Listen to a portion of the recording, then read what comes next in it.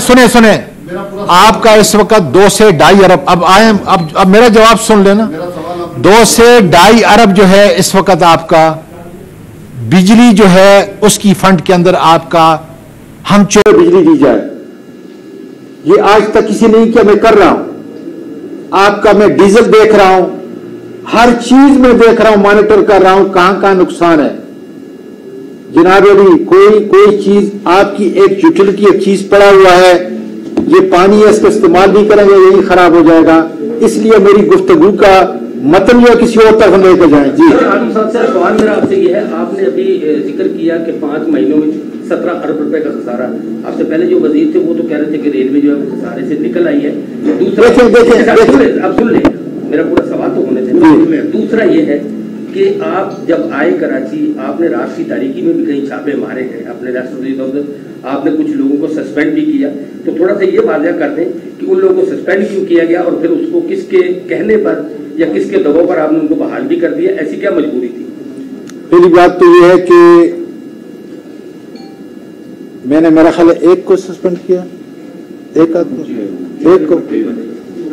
को ना, सिर्फ एक आदमी को उसकी नाअहली की वजह से जो है सस्पेंड किया और किसी को बहाल नहीं किया। क्या रिपोर्टिंग है देखें,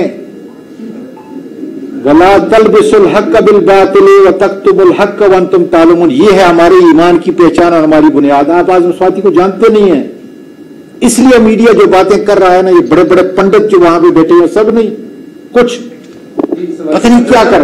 इसलिए जनाब अली जिम्मेदारी से कहता हूं, उसी सच्चाई से जो मैंने आयत पढ़ी है, एक आदमी को सस्पेंड किया है, इंक्वायरी होगी, उसको बाकायदा ड्यू प्रोसेस पूछा जाएगा क्यों नहीं था, वजह क्या थी, और रात के अंधेरे के अंदर जो है उसको फिर दोबारा हमने बहाल नहीं किया।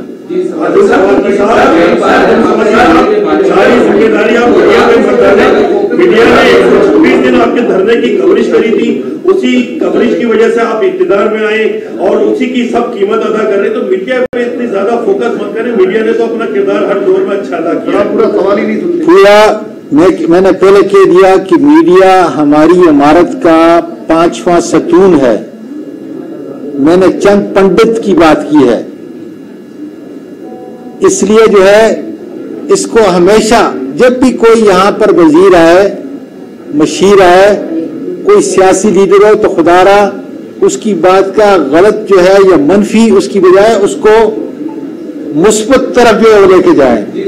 मीडिया अगर हमारे ऊपर नहीं होगा, हमारा एहतसाब कोई और नहीं कर सकता स्वाय मीडिया को, बता दूं। सर आप ये बताइए, आप हम सुन रहे हैं, लेकिन अगर आपने कहा कि अफसरान का तर्ज जिंदगी आप चेंज करेंगे, दीगर चीजें दुनिया भर में रेलवे का बुनियादी मकसद ये होता है कि वो मुसाफिरों को, आवाम को सस्ता और महफूज सफर फराहम करे और सामान की सस्ते नरखों पर तमसील का रेट करते हैं।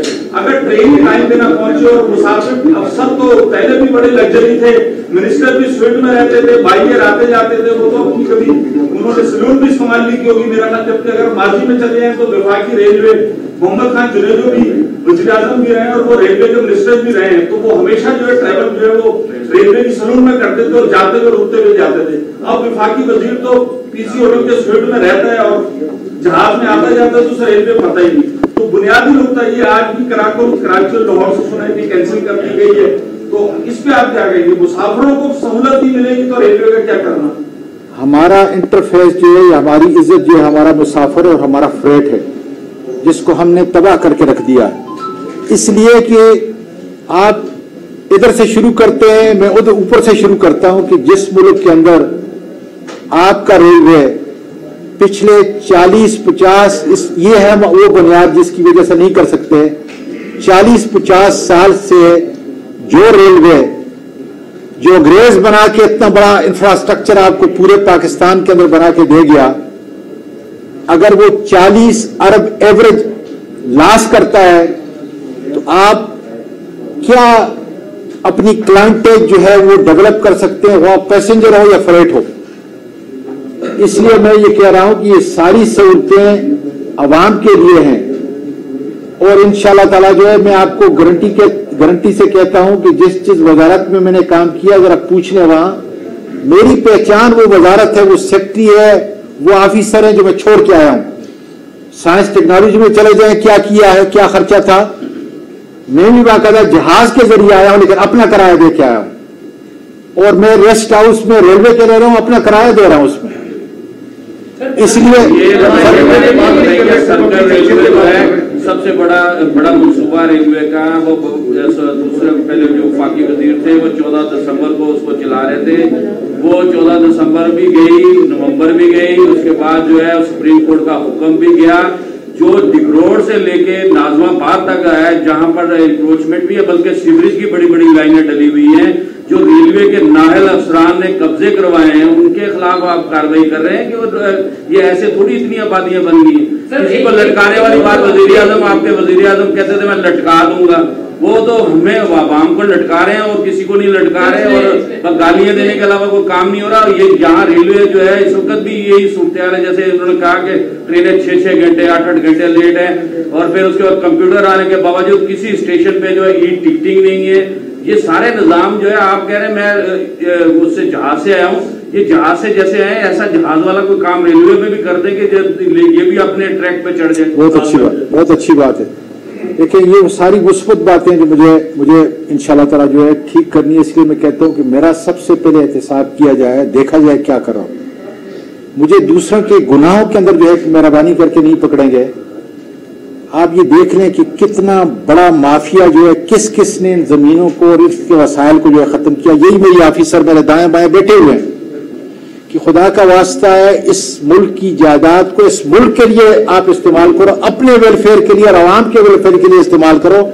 कब तक ये मुल्क पाकिस्तान अपने खजाने से 40 अरब रुपया टैक्स वालों का, गरीब का इनडायरेक्ट टैक्स से आपको जो है पे करते रहेगा, उसके ऊपर अपनी शाखर्चियां जो आप करते रहेंगे। मेरी एक एक चीज के ऊपर नजर है, जितनी भी इंक्रोचमेंट है, मैं चीफ जस्टिस ऑफ पाकिस्तान का मशकूर हूं, खासकर कराची के तनाजर से, कि उसने बाकायदा तौर पे एक सर्वेलेंस की जबरदस्त किस्म की टीम रखी हुई है। मैं उन्हीं की मुआवनत से इंशाल्लाह ताला इस इंक्रोचमेंट को छोटा आदमी कोई नहीं करता। मेरी पुलिस, मेरे रेलवे के मुलाजिमीन और जो मैं ऊपर बैठा हुआ हूं, ये तीन मिलेंगे तो आपकी प्रॉपर्टी के ऊपर कब्जा होता है। इसके अलावा कोई नहीं कर सकता बाहर से। इंशाल्लाह मैं जिम्मेदारी से आपको जी। लेकिन सबसे बड़ी बात यह कि आज जितनी भी हुकूमतें आई, किसी ने भी मोटर बेस बनाए, हर एक ने एयरपोर्ट बनाए। ये देखिए, ये सवाल है। लेकिन कभी रेल की पटरी कहीं नहीं गई। ऐसे बहुत सारे इलाके जहाँ बस वालों की जान नहीं है, अगर वहां से आप ट्रेन वहां पहुंचा दिया जाए, आप क्या समझते हैं कि इससे रेलवे को फायदा हो सकता है? बहुत बड़ा सर, ये है सवाल आज का। मेरी अकाउंटेबिलिटी का ये सवाल है कि इस मुल्क के अंदर हमने 18 व्हीलर यहां से चलते हैं, ट्रक लेके जाते हैं, लेकिन हमने ट्रेन से फ्रेट को जो है तबाह कर दिया। इसलिए हमारे अंदर से लोग उनके साथ मिले हुए हैं, जिसको मैंने खत्म करना है। ऐसे 11 मिलियन से 11 अरब सालाना से 22 अरब नहीं आएगा। मैं अपने अंदर जो माफिया है उसको इंशाल्लाह ताला खत्म करने जा रहा हूं।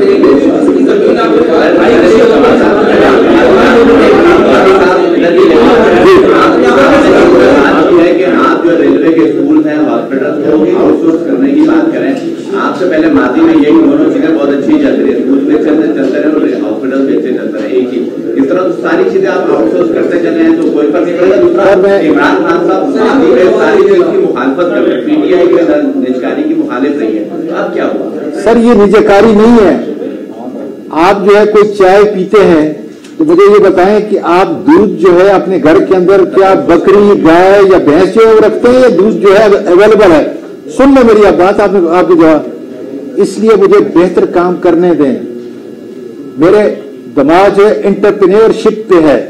कौन बेहतर, मेरा काम जो है आपके मुसाफिर को जल्द अज जल्द टाइम के मुताबिक जो है लेके जाना दूसरी जगह, आपके फ्रेट को जो है उसी हिसाब से लेके जाना। इस वक्त रेलवे पे कोई ट्रस्ट नहीं कर रहा, और जब मैं सच्ची बात करता हूं तो आप उसका बिल्कुल उल्टा जो है। मैं 1974 के अंदर लास्ट टाइम जब मैं रहता था यहाँ पे कराची में, हवेलिया से कराची आया था, और अब जब मैं वजीर बना तो मैंने रेलवे देखी, इसलिए कि ट्रस्ट नहीं था। रेलवे में सफर करना, यकीन करें, इतना जबरदस्त सहूलत का सफर है, लेकिन आम आदमी का ट्रस्ट नहीं कि कब पहुंचेगी। और जब मेरे साथ जो सफर कर रहे थे वो कह रहे थे कि खुदा का वास्ता है मिनिस्टर साहब हर वक्त आया करें ताकि ट्रेन टाइम के ऊपर पहुंचे। अगर पंक्चुअलिटी में नहीं दूंगा आगे बिजनेस नहीं जाएगा। हमारा सामान गुम हो जाता है रास्ते से, कोर्ट में केसेस है हमारे खिलाफ। ये सारी चीजों पर मेरी नजर है। थोड़ा सा मुझे इंशाल्लाह ताला टाइम देंगे। स्कूल चलाना मैं फिर कहता हूं, अस्पताल चलाना, अगर मुझे अपने वर्कर को बेहतर मेडिकल उसकी फैसिलिटी दे सकता हूं, उस अस्पताल को बेहतर तौर पर चला सकता हूं आप लोगों के लिए, जो मैं नहीं कर सकता और आज के कामयाब मॉडल नहीं है ये, तो मुझे क्या जरूरत है खुद चलाने की। Sir, Karachi circular railway city station से बागी स्टेशन तक आपने ट्रैक को क्लियर कर दिया, आप डेट ही कब आप अनाउंस कर रहे हैं और दूसरा बुलान एक्सप्रेस भी बंद पड़ी हुई है कोविड की बात से। सर मुझे जरा जो जहां पे इस किस्म के ग्लिचेस हैं ना, जहां पे मुश्किलात हैं, उसको मुझे जरा थोड़ा समझने दें। जिस तरह मैंने कहा ना, मेरी कराची की आमद, ये आपकी अखबारें और आपका मीडिया इस बात का गवाह होगा कि मैंने कहा है कि नो टाइम, मतलब टाइम इतना नहीं जितना आप पीटीआई की हुकूमत और इमरान खान को नहीं दे रहे कि दो साल और 4 महीने में अभी जो एहतसाब कर रहे हैं, जिसने 30 साल 40 साल किया है उससे नहीं पूछना। इसलिए मुझे जरा थोड़ा टाइम देंगे। मैंने आपको कहा है कि 11 अरब सालाना से इंशाल्लाह 22 अरब से ज्यादा बगैर नई वेगन लेने के, बगैर नई जो है वो कोचेस लेने के इंशाल्लाह ताला मैं फ्रेट को आगे ले जाऊंगा और कोचेस के अंदर जो है जो रेवेन्यू उसको अप्रूव करूंगा। आपकी जो चोरी, थेफ्ट, इंक्रोचमेंट हो रही है, खुदा के फजल से खत्म नहीं कर सकता, लेकिन इसको बहुत कम इंशाल्लाह ताला करूंगा।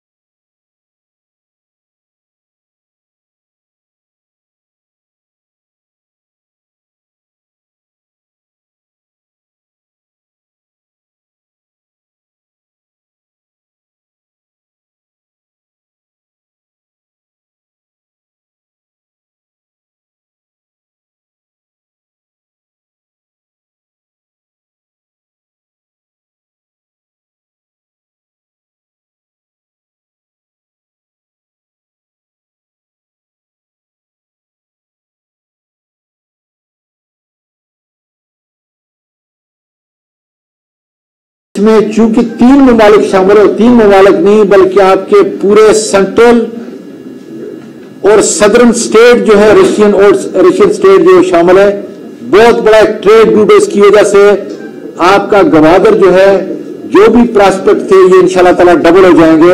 इसलिए ये मंसूबा हमारे लिए बहुत अहम मंसूबा है। इसके लिए वर्ल्ड बैंक ने हमने अपील की कि 4.5 बिलियन जो है वो दे।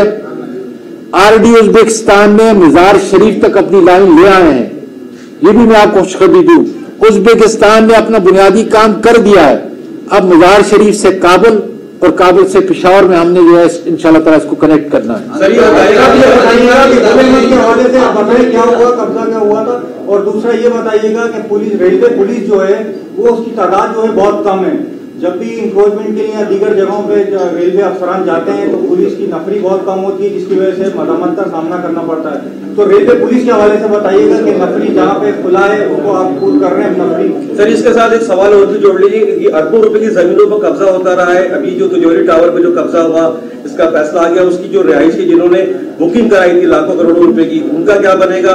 रूल गार्डन के रिहाइशी आज भी रुल रहे, उनका क्या बनेगा? और पुलिस जो है वो कब्जा कराने से पहले उनकी चौकीदारी भी करती है और जब ऑपरेशन होता है तो उनको पहले दी जाती है। इसका जवाब जो है मैं बिल्कुल इस तरह दूं,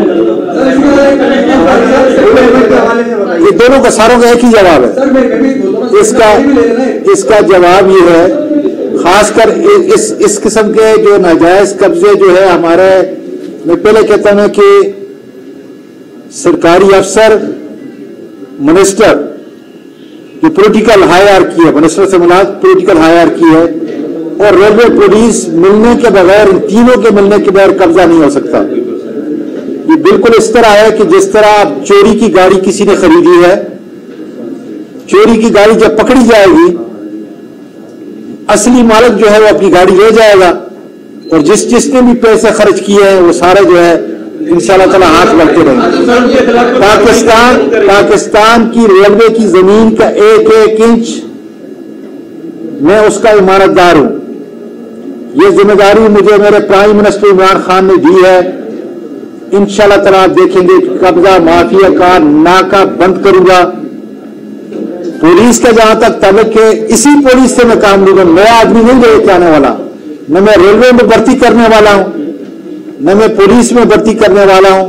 हम इंशाल्लाह ताला इनकी तनख्वाहें दे के, इनको रिवार्ड दे के, इनकी बेहतर एकोमोडेशन करके, बेहतर सहूलतें दे के, बेहतर ट्रांसपोर्ट दे के, इनको इज्जत दे के, प्यार दे के, इन्हीं लोगों से इंशाल्लाह ताला काम करेंगे।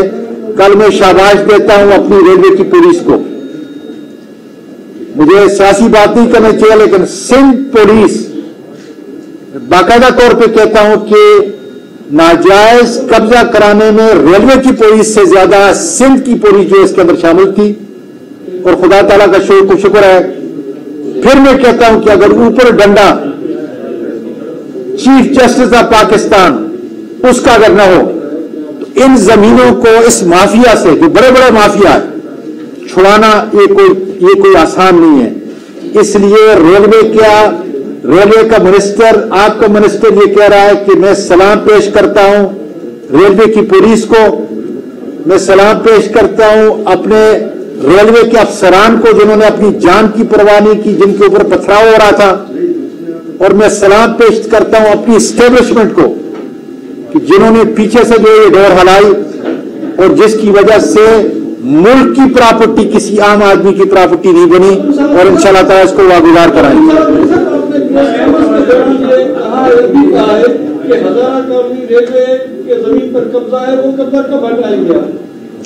सर देखें, इसके लिए हम प्रोग्राम बना रहे हैं। एक बात तो यह है ना कि काला पुल के ऊपर जो हमारी कॉलोनी है, वो कॉलोनी जिस हालत के अंदर है, मेरा ख्याल है मुझे बयान न करना चाहिए। इसलिए इमरान खान ने हमेशा कहा है कि हमारा जब 5 साल पूरे हो जाएंगे, तो अगर गरीब वर्कर जो है उसकी जिंदगी के अंदर हम कोई चेंज लेके आ गए, तो इंशाल्लाह ताला हकीकत चेंज। इसलिए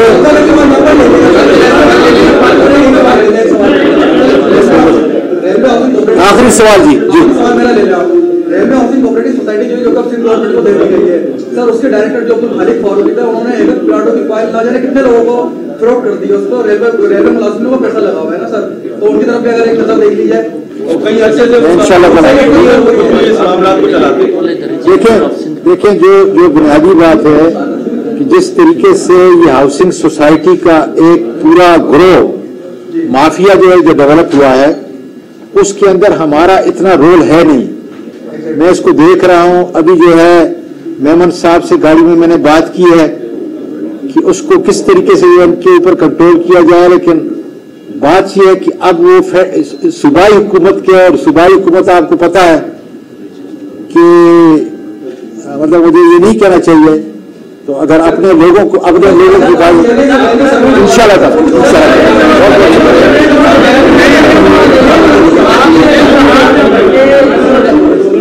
कब्जे होते हैं वो अफसरान की मदद से होते हैं, क्या कोई ऐसा अफसर आप निशानदेही आपके पास होगी?